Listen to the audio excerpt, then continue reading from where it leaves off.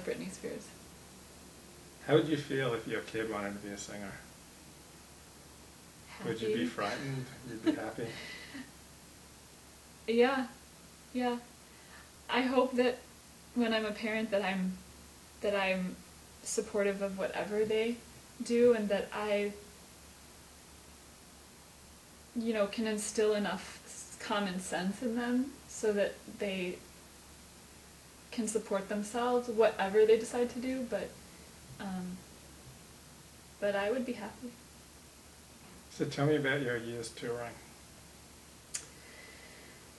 I had a world music band called Yedede, and we were 6 women who sang drum and dance music from West Africa, Afro-Cuban music, and Middle Eastern music. And then I toured with a group called Mora, Smiley, and Voco, and we did like bluegrass and Americana and folk music, and also Slovakian music.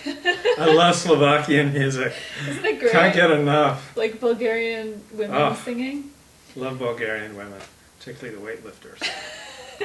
Really? I haven't seen it.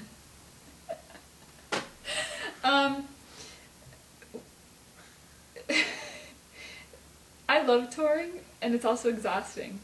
We were sort of touring the folk circuit, so we would fly into large cities and then we'd drive to the small cities right next door, Right. where more of the crowds who liked folk music would book us, and we'd stay at people's houses and we'd eat road food, and we, slept in some of the strangest rooms filled with dusty instruments and interesting animals and farmhouses and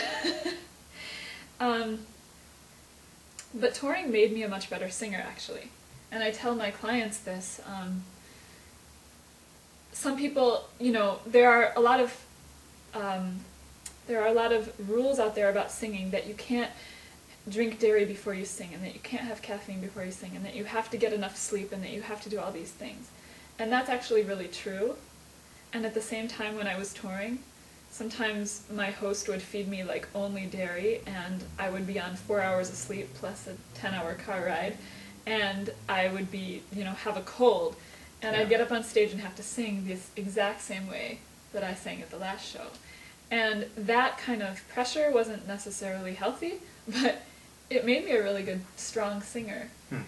And so it's amazing to know that we can really, if the music is in you, if you can internalize the music, if you know it really well, and if you have chops that are really rehearsed, then, you can sing. You can sing anywhere. So what type of music do you like to sing? I still love Slovakian music. I still love cantorial Jewish music. I like folk music. And one of the things that I love is to sing kind of operatically over electronica. Electronic, kind of trance-like music. Is that stuff that people take you to?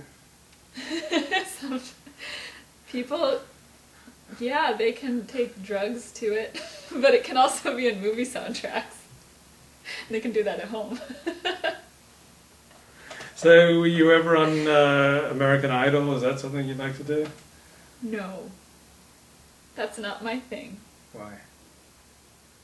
I think it has to do with the pop culture thing that I wasn't into for so many years. I didn't like the way American Idol presented itself, that this person is good, this person is not. You will idolize the person that is good, the person that is not will be thrown off the show. I think that's detrimental to us as a culture, and I actually have blogged about that. I'm really specific that I don't think that's healthy. And so no, I wouldn't be on the show. And I actually don't think I'd do that well, because I know that I have a beautiful voice, but I don't think I could sing certain pop songs as well as pop singers. Right. However, there is a show called The Voice, and they are much more sensitive to the people on the show. They might critique them, but before that they'll say something positive.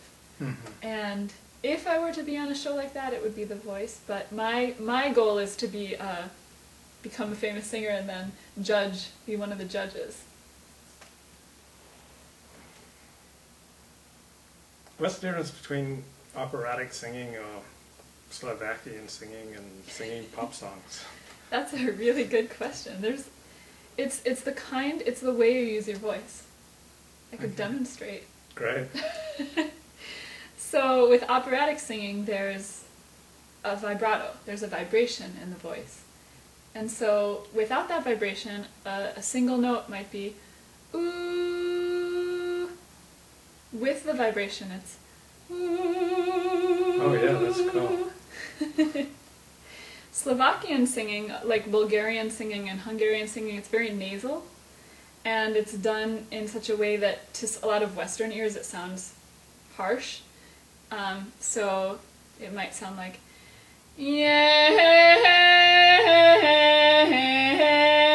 like that.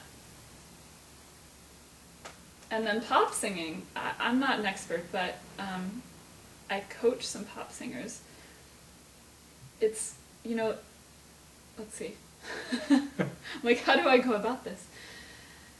The voice could be more airy, it could be lighter.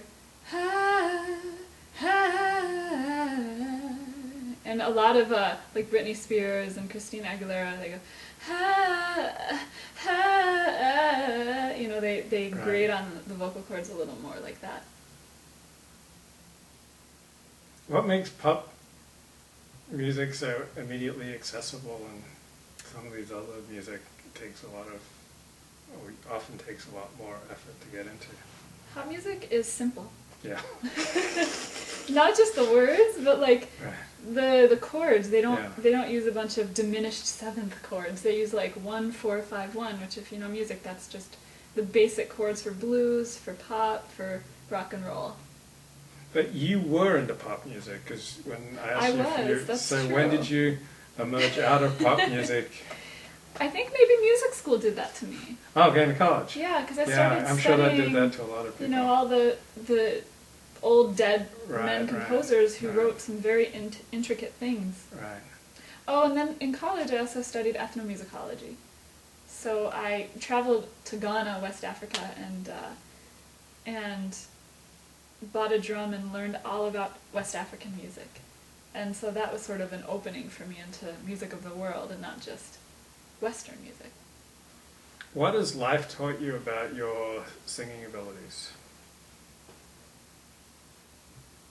Life. Yeah, like we Yeah. all have like abilities, but at least half of people have no idea what they're really good at. They think Yeah. they're good at something when they suck, and they think they suck when they're actually really good. Like some people think, oh, I'm a writer, but life does not reward any of their writing, but it turns out they're whizzes at accounting. Mm-hmm. Or some people think, I was born to play baseball, but it turns out they were born to play, bass guitar. Right. And it doesn't mean they're bad at baseball or they're a bad writer. Right, but life gives you Yeah. feedback and lets you know. You know what? If I had let my life, if I had let the feedback in my life get the best of me, I wouldn't be a singer. What would you be? I probably would be... If just life had spoken to you and you... I might be a cantor. Okay. But I might be a cantor or like maybe a professor in international relations or something, because that was another thing I was interested in.